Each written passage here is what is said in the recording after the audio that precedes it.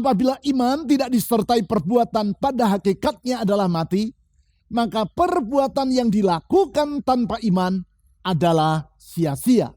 Prinsip ini penting, sebab dengan demikian maka kita akan mengerti mengapa ada doa yang efektif dan ada doa yang tidak dikabulkan oleh Tuhan. Di dalam semuanya ini ada 3 prinsip tentang peranan dari iman terhadap mujizat. 3 prinsip yang menolong kita untuk mengalami kuasa Tuhan, sehingga kita akan sungguh-sungguh mengalami janji Tuhan tentang masa depan yang lebih baik.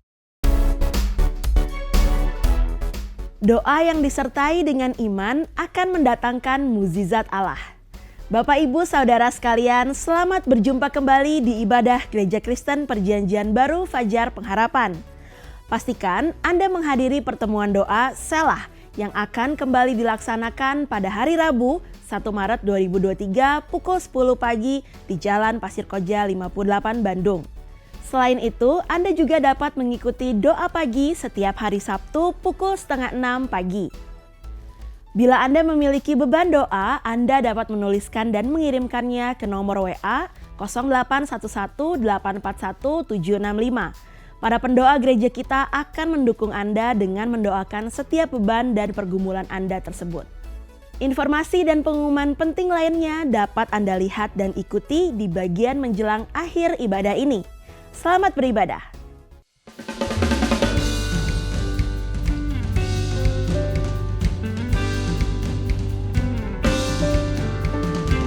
Mari penjemaat Tuhan, kita bangkit berdiri. Mari kita berikan pujian yang terbaik untuk Tuhan. Sebelum dunia ini ada, kuasamu telah terbentang. Sepanjang sejarah manusia, tak ada yang sanggup menyangkali Kau Alfa Omega, Tuhanku luar biasa.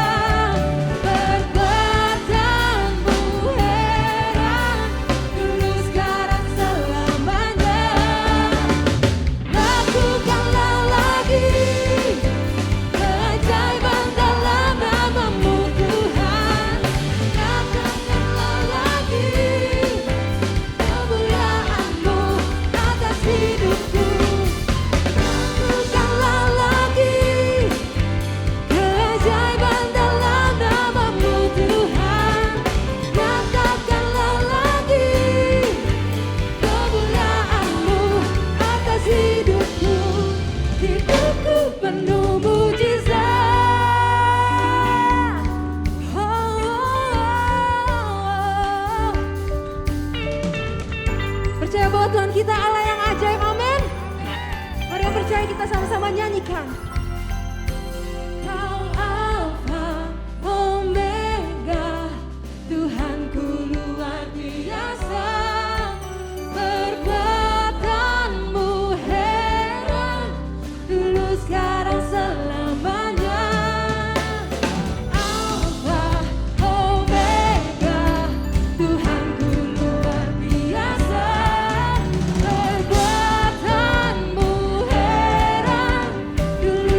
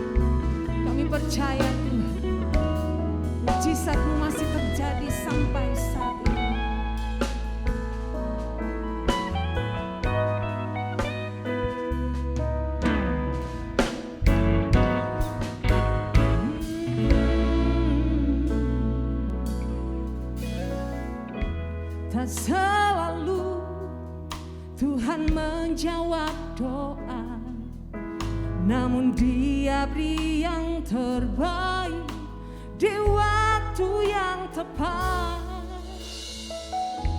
Izinkanlah Tuhan untuk bekerja, yang mustahil menjadi mungkin oleh karena percaya.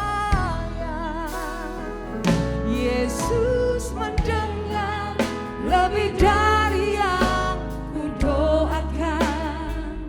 Yesus menjawab lebih dari yang ku harapkan. Dengan caranya di waktu yang tepat, ku kan melihat Dia jadikan sesuatu. Amin. Mari Bapak Ibu naikkan pujian ini pada Tuhan. Tak selalu Tuhan menjawab doa, namun Dia beri yang terbaik di waktu yang tepat. Izinkanlah Tuhan untuk bekerja, yang mustahil menjadi mungkin oleh karena percaya. Yesus mendengar lebih dari yang ku doakan. Yesus menjawab lebih dari yang ku harapkan. Dengan caranya di waktu yang tepat, ku kan melihat Dia jadikan semua. Yesus mendengar lebih dari yang ku doakan. Yesus menjawab lebih dari yang amin, amin. Di waktu yang tepat, ku kan melihat Dia jadikan semua. Lebih lagi katakan, Yesus mendengar lebih dari yang ku doakan. Yesus menjawab lebih dari yang kami bersyukur hanya di waktu yang tepat, ku kan melihat Dia jadikan semua.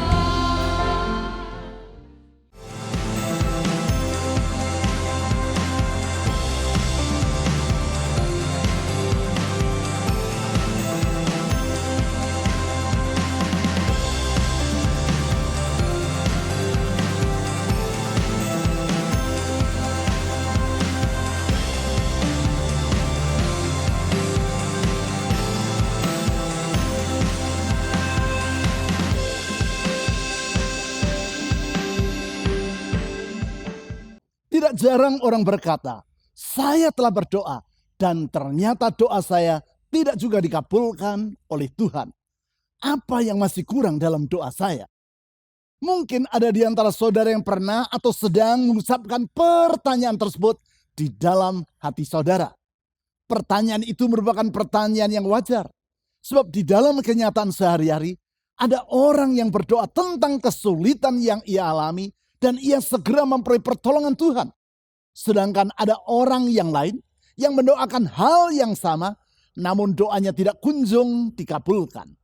Apakah yang menjadi penyebab dari perbedaan ini? Tentang hal tersebut, ada berbagai faktor yang menjadi alasan. Salah satunya adalah faktor iman.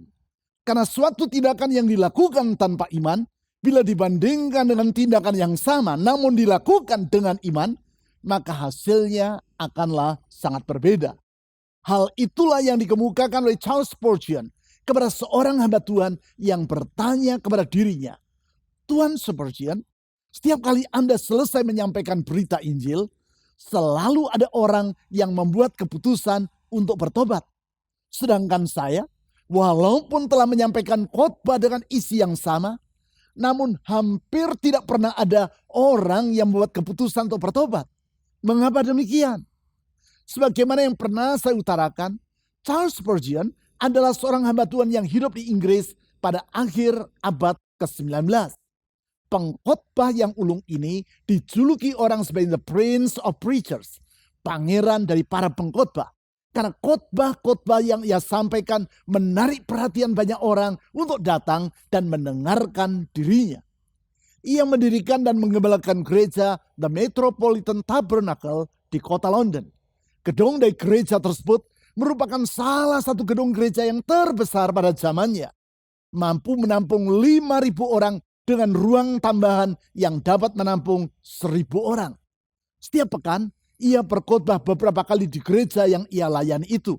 Dan hal tersebut dilakukannya sampai ia meninggal dunia 31 tahun kemudian, yaitu pada tahun 1892. Di akhir khotbahnya, Spurgeon selalu menyampaikan tantangan pertobatan.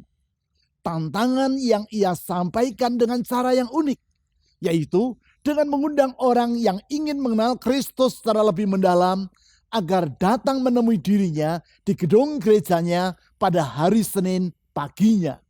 Tanpa satu kali pun terlewatkan, setiap Senin pagi selalu ada orang yang datang menemui Charles Spurgeon guna menanggapi khotbah yang telah ia sampaikan sebelumnya dengan pertobatan. Menjawab pertanyaan hamba Tuhan tadi, Spurgeon berkata, "Anak muda, setiap kali saudara berkhotbah, saudara tidak sungguh-sungguh berharap bahwa ada orang yang akan bertobat dan diselamatkan, bukan?" Dengan sedikit tergagap, hamba Tuhan yang masih berusia muda itu menjawab, "Benar, saya memang tidak berharap seperti itu." Artinya, walaupun di akhir khotbahnya sang hamba Tuhan tadi menyampaikan tantangan pertobatan, namun sesungguhnya ia tidak benar-benar yakin dan berharap bahwa ada orang yang akan menanggapi khotbahnya dengan pertobatan.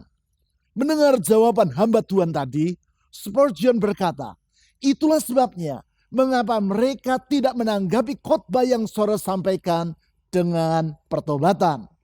Memang, apakah suatu khotbah akan membuahkan dampak rohania dalam diri orang yang mendengarnya atau tidak? Sangat tergantung kepada apakah khotbah itu disampaikan dengan penuh iman kepada Tuhan atau tidak. Khotbah yang walaupun disusun dengan bahasa yang tertata rapi, namun bila disampaikan tanpa iman, hanyalah akan indah didengar dan tidak akan membuahkan dampak rohani dalam diri para pendengarnya. Sedangkan kalaupun khotbah itu disampaikan dalam bahasa yang sederhana, namun bila sebelum disampaikan, ia dibenamkan terlebih dulu di dalam doa dan kemudian disampaikan dengan penuh iman, maka khotbah itu akan menghasilkan perubahan dalam hidup orang yang mendengarnya. Hal yang sama dengan doa. Apakah suatu doa akan mengundang jawaban Tuhan atau tidak? Antara lain sangat tergantung apakah doa itu dipanjatkan dengan penuh iman atau hanya secara ala kadarnya saja. Perbedaan tersebut terlihat dalam peristiwa yang terjadi atas seorang anak yang mengalami sakit ayan dan dibawa oleh ayahnya kepada para murid Yesus untuk memperoleh pertolongan.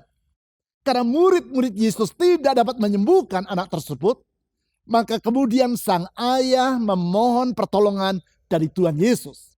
Yesus pun menyembuhkan anak itu. Selanjutnya, menjawab pertanyaan dari para muridnya, Yesus menjelaskan alasan mengapa mereka tidak dapat mengusir roh yang menyebabkan anak tadi menderita sakit ayan.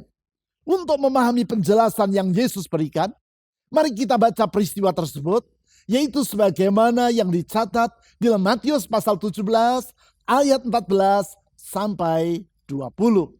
Matius pasal 17 ayat 14 sampai 20. Ketika Yesus dan murid-muridnya kembali kepada orang banyak itu, datanglah seorang mendapatkan Yesus dan menyembah. Katanya, "Tuhan, kasihanilah anakku. Ia sakit ayan dan sangat menderita. Ia sering jatuh ke dalam api dan juga sering ke dalam air. Aku sudah membawanya kepada murid-muridmu, tetapi mereka tidak dapat menyembuhkannya. Ayat 17. Maka kata Yesus, hai kamu angkatan yang tidak percaya dan yang sesat. Berapa lama lagi aku harus tinggal di antara kamu? Berapa lama lagi aku harus sabar terhadap kamu? Bawalah anak itu kemari. Ayat 18.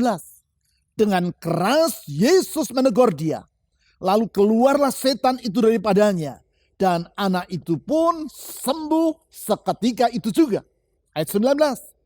Kemudian murid-murid Yesus datang, dan ketika mereka sendirian dengan dia, bertanyalah mereka, mengapa kami tidak dapat mengusir setan itu?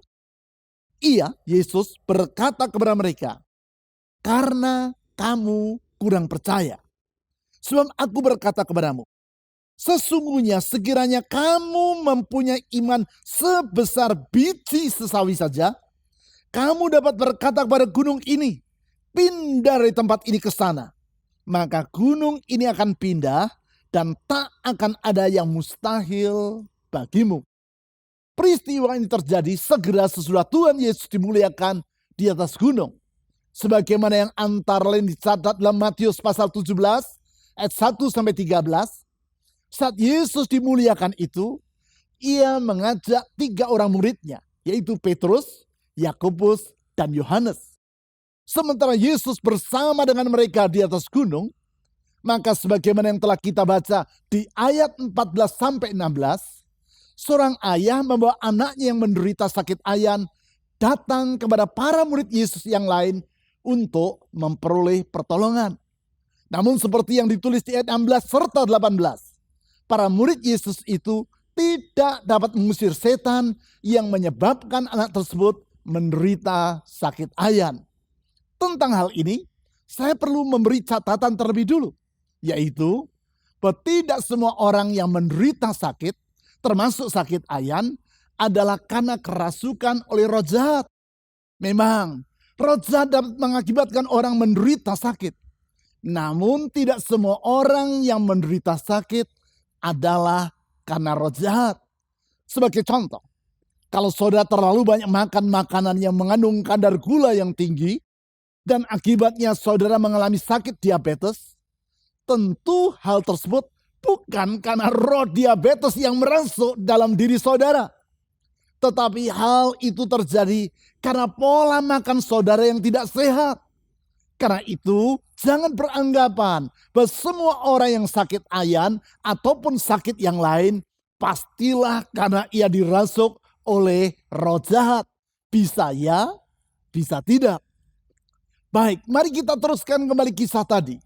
Sesudah Yesus tiba kembali di kaki gunung, ayah dari anak yang menderita sakit ayan tadi datang memohon belas kasihan dari Tuhan Yesus. Di ayat 17 ditulis, Yesus menyuruh agar membawa anak tersebut kepadanya. Lalu dengan suara yang keras, Yesus mengusir roh yang menyebabkan anak tadi menderita sakit ayan. Selanjutnya, di ayat 18 ditulis, lalu keluarlah setan itu daripadanya, dan anak itu pun sembuh seketika itu juga. Sesudah orang banyak itu pergi, dan tinggal Yesus bersama dengan para muridnya, maka bertanyalah murid-muridnya itu, mengapa kami tidak dapat mengusir setan itu? Menjawab pertanyaan para muridnya tersebut, di ayat 20 Yesus berkata, karena kamu kurang percaya. Jawaban Tuhan Yesus ini serta kalimat-kalimat selanjutnya yang ia ucapkan di ayat 20 menjelaskan kepada kita bahwasanya iman memiliki peranan yang sangat besar terhadap dampak dari tindakan yang kita lakukan. Memahami peranan dari iman ini adalah sangat penting. Sebab dengan demikian kita akan jadi mengerti mengapa ada doa yang efektif dan ada doa yang tidak efektif, alias tidak mendatangkan dampak, yaitu jawaban Tuhan. Mengapa ada orang yang mengalami mujizat dan ada orang yang tidak mengalami pertolongan Tuhan di dalam mujizatnya. Peranan dari iman terhadap jawaban doa atau terjadinya mujizat tersebut dapat diutarakan di dalam prinsip-prinsip berikut. Yang pertama, tidak beriman namun bertindak tidak akan mendatangkan mujizat. Saya ulangi, yang pertama, prinsip tentang peranan dari iman terhadap terjadinya mujizat adalah tidak beriman namun bertindak tidak akan mendatangkan mujizat. Yang saya maksudkan adalah kalaupun orang bertindak seperti misalnya yaitu berdoa, tetapi bila doa tersebut ia panjatkan tanpa iman, maka Tuhan tidak akan mengabulkan doa yang bersangkutan dan mujizat tidak akan terjadi. Memang seperti yang telah saya utarakan dalam ibadah minggu yang lalu, yaitu bahwa Tuhan tidak bergantung pada iman kita. Ia dapat bertindak melakukan mujizatnya tanpa harus menunggu kita beriman terlebih dulu. Namun bukan berarti karena Tuhan berdaulat, maka sebagai akibat iman tidak memiliki peranan yang penting terhadap mujizat. Karena ada kalanya Tuhan memperhitungkan iman kita sebelum ia melakukan mujizatnya. Hal itulah yang Tuhan Yesus utarakan kepada para muridnya di ayat 20 yang telah kita baca tadi. Menjawab pertanyaan para muridnya di ayat 19, yaitu mengapa kami tidak dapat mengusir setan itu? Di ayat 20 ditulis bahwa Yesus berkata kepada mereka, karena kamu kurang percaya. Yang Yesus maksudkan dengan frasa kurang percaya di ayat ini, bukanlah sekadar bahwa para muridnya kurang beriman, atau bahwa sesungguhnya para murid yang memiliki iman, tetapi iman yang ada pada mereka tidak cukup kokoh. Bukan. Tetapi yang Yesus maksudkan adalah bahwa mereka telah bertindak tanpa iman. Hal ini nampak dari perkataan yang Tuhan Yesus ucapkan di ayat 17 tentang para muridnya, yaitu, hai kamu angkatan yang tidak percaya dan yang sesat. Berapa lama lagi aku harus tinggal di antara kamu? Berapa lama lagi aku harus sabar terhadap kamu? Bawalah anak itu kemari. Di ayat ini, Yesus menyebut para muridnya sebagai angkatan yang tidak percaya. Bukan sekadar kurang percaya, tetapi tidak percaya. Pernyataan Tuhan Yesus ini menunjukkan bahwa ketika para muridnya berdoa dan mengusir setan yang telah menyebabkan anak tadi menderita sakit ayan, mereka telah bertindak tanpa disertai dengan iman. Mereka berdoa secara ala kadarnya. Mungkin sekadar sebagai suatu kewajiban dan kebiasaan, serta tidak sungguh-sungguh percaya bahwa anak itu dapat sembuh dari sakit ayan yang ia derita. Sebagai akibat, kuasa Tuhan tidak bekerja di dalam doa yang mereka panjatkan. Mujizat tidak terjadi. Dan anak yang sakit ayan tersebut tidak menjadi sembuh.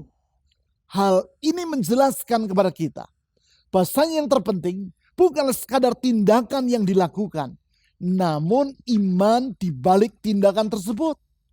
Inilah yang membedakan antara doa dan tindakan-tindakan yang lain. Seperti misalnya berolahraga, menekan tombol lampu, mengambil uang di bank, dan berbagai hal lainnya.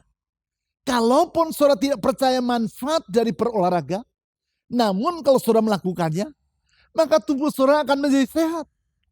Kalaupun saudara tidak percaya terhadap manfaat dari memijit tombol lampu, tetapi kalau saudara melakukannya, maka lampu dalam ruangan itu akan menyala.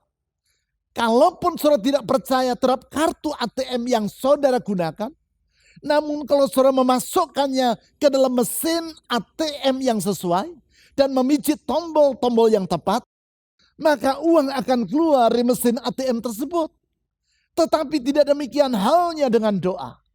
Kalaupun saudara berdoa dan kalimat-kalimat doa yang saudara ucapkan adalah tepat dan indah, tetapi bila doa tersebut tidak saudara panjatkan dengan iman, maka doa saudara tidak akan membuat Allah bertindak. Kuasanya tidak akan saudara alami. Dan mujizat tidak akan terjadi. Berarti yang terpenting di sini bukan sekadar tindakannya, tetapi iman di balik tindakan tersebut.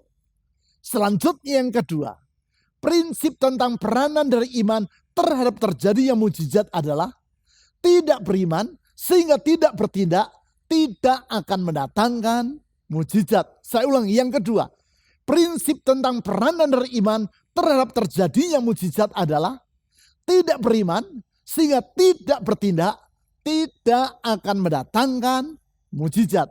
Yang saya maksudkan adalah apabila orang tidak beriman terhadap apa yang Tuhan katakan dan sebagai akibat ia tidak bertindak, maka alhasil mujizat pun tidak akan terjadi. Hal ini tidak terlalu sukar untuk dipahami. Sebab bila orang tidak beriman, maka kecenderungan dari yang bersangkutan adalah ia tidak akan bertindak. Sebagai akibat, maka mujizat yang ia harapkan tidak akan terwujud. Hal ini sama seperti orang yang tidak yakin akan keamanan dari jembatan yang ada di hadapannya, sehingga ia tidak bersedia untuk meniti jembatan tersebut. Maka sampai kapanpun ia tidak akan pernah sampai di seberang dari jembatan itu. Bukankah telah saya utarakan dalam khotbah saya pada 3 minggu terakhir secara berturut-turut, bahwa iman adalah jembatan yang membawa kita kepada mujizat yang Tuhan sediakan. Untuk mencapai mujizat yang ada di seberang dari jembatan itu, kita harus bersedia untuk melangkah dan meniti jembatan tersebut. Tanpa kesediaan untuk melangkah, maka kita tidak akan pernah mengalami mujizat yang telah Tuhan sediakan. Pentingnya kesediaan untuk melangkah meniti jembatan itulah yang saya alami di masa saya masih berusia bocah. Suatu hari, ayah saya mengajak saya pergi berlibur ke kota Malang di Jawa Timur. Kami berdua menginap selama beberapa hari di rumah adik dari ayah saya yang berada di kota tersebut. Tidak jauh dari rumah paman saya, terdapat sebuah rel kereta api yang melintasi sebuah sungai kecil. Sungai yang lebarnya mungkin hanya sekitar 2 meter saja. Ayah saya mengajak saya untuk menyeberangi sungai yang kecil tadi dengan berjalan di atas balok-balok kayu yang menjadi bantalan dari rel kereta api tersebut. Balok-balok kayu yang satu dengan yang lain kira-kira berjarak 30 cm. Untuk melatih keberanian saya, ayah saya berkata bahwa saya harus berjalan sendiri menyeberangi sungai tadi dengan meniti rel kereta api tersebut sebagai jembatannya. Walaupun sungai itu tidak lebar dan tidak dalam, namun saya merasa sangat takut. Saya tidak bersedia menuruti kata-kata ayah saya. Ayah saya memberi contoh dengan berjalan di atas rel itu pulang pergi beberapa kali. Namun saya tetap tidak berani mengikuti langkahnya. Hanya sesudah ayah saya memegang tangan saya dan kami meniti jembatan itu bersama, barulah saya berani melangkah dan meniti jembatan tersebut. Memang, antara percaya dan tindakan terdapat kaitan yang sangat erat. Hanya kalau saya percaya bahwa saya dapat meniti rel kereta api tersebut dengan aman, barulah saya akan bersedia bertindak dengan berjalan di atasnya. Hal yang sama dengan iman, yaitu seperti yang diutarakan oleh Yesus kepada para muridnya di dalam ayat 20 sebagai berikut. Sebab aku berkata kepadamu, sesungguhnya sekiranya kamu mempunyai iman sebesar biji sesawi saja, kamu dapat berkata kepada gunung ini, pindah dari tempat ini ke sana. Frasa kamu dapat berkata kepada gunung ini di ayat 20 tersebut, di dalam Alkitab bahasa Inggris diterjemahkan sebagai you will say to this mountain. Kamu akan berkata kepada gunung ini, you will. Kamu akan. Artinya, apabila orang memiliki iman, ia akan berkata, ia akan bertindak, ia akan melangkah sesuai dengan apa yang ia percayai. Tetapi bila ia tidak beriman, maka ia tidak akan bertindak, ia tidak akan melangkah, dan mujizat pun tidak akan terjadi. Itu sebabnya sebagaimana yang saya utarakan tadi. Prinsip tentang peranan dari iman terhadap terjadinya mujizat adalah tidak beriman sehingga tidak bertindak mengakibatkan mujizat tidak akan terjadi. Sekarang yang ketiga, prinsip tentang peranan dari iman terhadap terjadinya mujizat adalah beriman sehingga bertindak akan mendatangkan mujizat. Saya ulangi, yang ketiga, prinsip tentang peranan dari iman terhadap terjadinya mujizat adalah beriman sehingga bertindak akan mendatangkan mujizat. Artinya orang yang sungguh-sungguh percaya kepada apa yang Tuhan firmankan, ia tidak akan berdiam diri, tetapi ia akan bertindak. Tindakan dalam iman tersebut akan mendatangkan mujizat dalam hidupnya. Itulah yang diutarakan oleh Tuhan Yesus dengan berkata di ayat 20 tadi. Sesungguhnya sekiranya kamu mempunyai iman sebesar biji sesawi saja, kamu dapat atau kamu akan berkata kepada gunung ini, pindah dari tempat ini ke sana. Maka gunung ini akan pindah dan tak akan ada yang mustahil bagimu. Perhatikan apa yang Tuhan Yesus katakan ini. Apabila para murid yang memiliki iman, walaupun iman itu sebesar biji sesawi saja, maka mereka akan bertindak dengan berkata kepada gunung yang ada di hadapan mereka, pindah dari tempat ini ke sana. Maka gunung itu akan pindah. Sehingga di dalam kalimat berikutnya Yesus berkata, takkan ada yang mustahil bagimu. Bacalah bersama dengan saya kalimat ini sekali lagi. 1, 2, 3. Takkan ada yang mustahil bagimu. Yang menarik di sini, Tuhan Yesus tidak berbicara tentang besarnya gunung yang dapat dipindahkan oleh para muridnya. Namun tentang besarnya iman mereka. Iman yang Yesus katakan sebesar biji sesawi saja. Biji sesawi yang di dalam Matius pasal 13 ayat 32 Yesus jelaskan sebagai biji itu yang paling kecil dari segala jenis benih. Memang ukuran dari biji sesawi atau mustard seed yang Yesus kemukakan di sini adalah sangat kecil, yaitu sebesar 1 titik yang ukurannya sekitar 1 milimeter saja. Artinya iman yang sesederhana itu pun bila disertai dengan tindakan, maka akan mendatangkan mujizat sehingga gunung yang sebesar apapun juga akan dapat dipindahkan. Tentu yang Yesus maksudkan di sini bukanlah gunung secara harafiah, tetapi gunung-gunung persoalan. Persoalan yang sedemikian besarnya, sehingga bagaikan gunung yang menghalangi perjalanan kita. Singkat kata, tidak ada persoalan yang sebesar apapun yang tidak dapat diselesaikan, asal kita memiliki iman dan bersedia bertindak berdasarkan iman tersebut.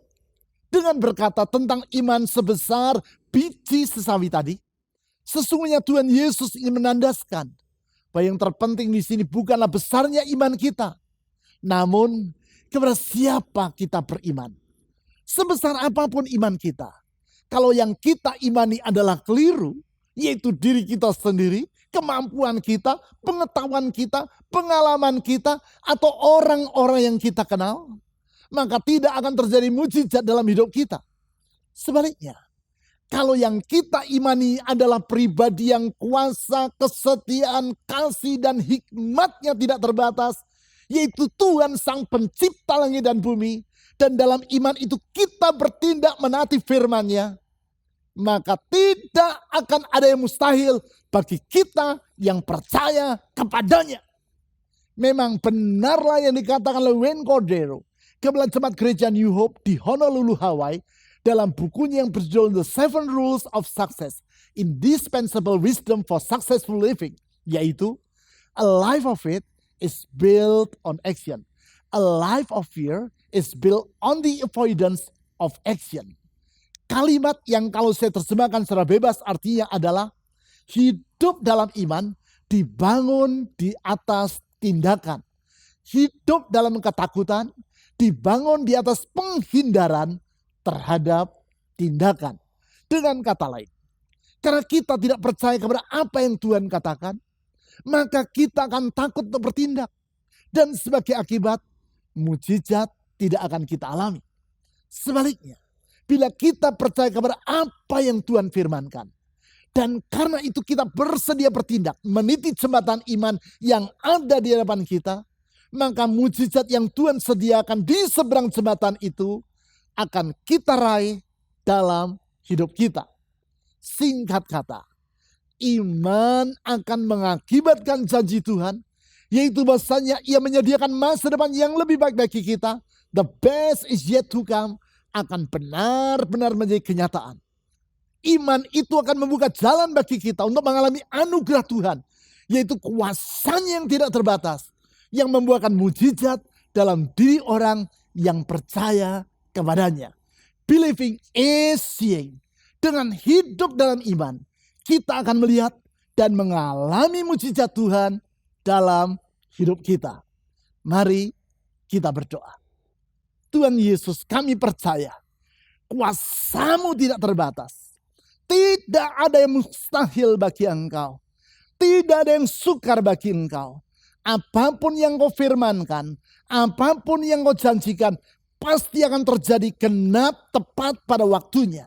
Oleh karena itu kami percaya Tuhan, kalau kami menaati firman-Mu, melangkah dengan iman, maka pintu mujizat akan terbentang di hadapan kami.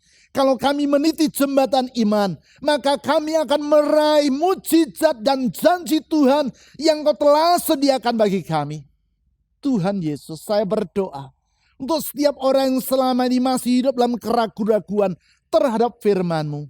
Tuhan, kami berdoa, Roh-Mu menolong kami, menggugah iman dalam jiwa kami, sehingga kami dapat melihat bahwa sungguh di dalam Tuhan Yesus, apapun yang Kau firmankan, ya dan amin, tidak akan pernah meleset karena Engkau tidak pernah mengingkari firman-Mu. Engkau sanggup melakukan segala perkara, Engkau sanggup menepati firman-Mu tepat pada waktunya. Tuhan Yesus, dengan percaya kepada firman-Mu, saya berdoa saat ini, ulurkan tangan kuasa-Mu menjamah mereka yang dalam keadaan sakit. Dan Tuhan, kami berdoa kuasa kesembuhan terjadi. Berdoa untuk mereka yang sedang dirundung oleh masalah. Tuhan, ulurkan tangan-Mu membuka jalan, membuka pintu di dalam nama Tuhan Yesus. Karena sesungguhnya mujizat Tuhan tetap terjadi sampai hari ini. Berdoa untuk rumah tangga yang dalam kesulitan. Tuhan, kuasa-Mu yang menyembuhkan dan memulihkan rumah tangga, memulihkan masa depan. Sesungguhnya tidak ada yang mustahil bagi orang yang percaya dan bertindak dalam ketaatan kepada firman-Mu. Kepadamu ya Tuhan Yesus, dengan iman kami mengangkat doa ini di dalam nama di atas segala nama, nama Yesus Kristus, Tuhan dan Juru Selamat yang hidup. Kami berdoa, amin. Tuhan pasti sanggup, tangan-Nya takkan terlambat untuk mengangkatku. Tuhan pasti sanggup, percayalah, Dia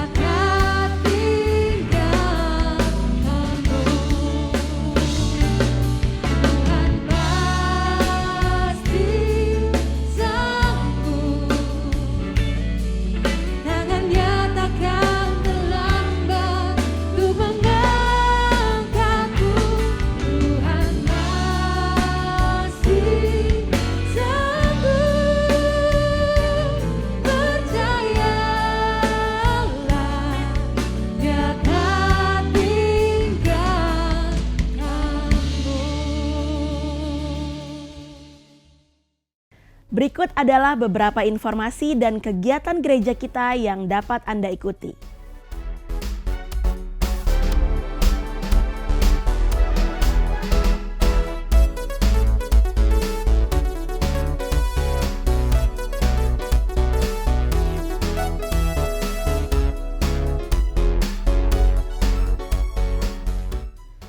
persembahan dan persepuluhan sebagai ungkapan kasih dan syukur kita kepada Tuhan dapat Anda berikan dengan memasukkannya ke dalam kotak persembahan atau melalui rekening bank atau dengan cara men-scan QR Code dengan menggunakan aplikasi dompet digital.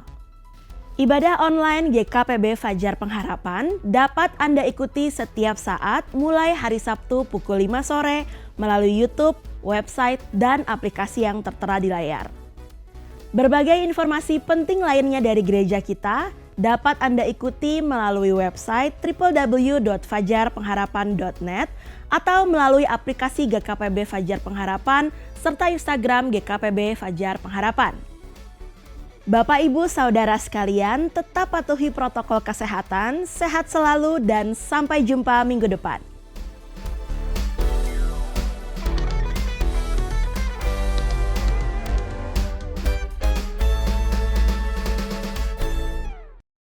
Bapak, Ibu, Saudara-saudari, kita akhiri ibadah yang penuh berkat ini di dalam doa. Mari kita berdoa. Tuhan Yesus, kami percaya bahwa rancangan-Mu atas hidup kami adalah yang terbaik. Ajar dan tolong kami agar kami dapat mentaati tuntunan-Mu dan membuat keputusan yang sesuai dengan kehendak-Mu. Saat ini Tuhan, kami berdoa bagi setiap jemaat-Mu, bagi yang sedang mengalami pergumulan dan kesulitan. Tuhan memberikan kekuatan dan jalan keluar. Bagi yang sedang sakit, Tuhan memberikan kesembuhan yang sempurna. Bagi yang sedang mencari pekerjaan, Tuhan memberikan pekerjaan yang tepat. Dan bagi yang studi, Tuhan memberkati mereka dengan hikmat dan kepandaian, serta membuat mereka berhasil. Kami tahu Tuhan, Engkau tidak pernah meninggalkan dan selalu setia menyertai kami. Kami juga hendak mengucap syukur atas setiap persembahan yang akan dan sudah kami berikan. Tuhan memberkatinya untuk dipakai dalam pekerjaan Tuhan di gereja ini. Tuhan, kami serahkan setiap kehidupan jemaat-Mu di dalam perlindungan tangan kuasa-Mu, dan biarlah kasih dari Bapa, kuasa dari Yesus Kristus, dan pimpinan Roh Kudus menyertai kita semua dan memberikan masa depan yang penuh makna. Di dalam nama Tuhan Yesus kami berdoa. Amin.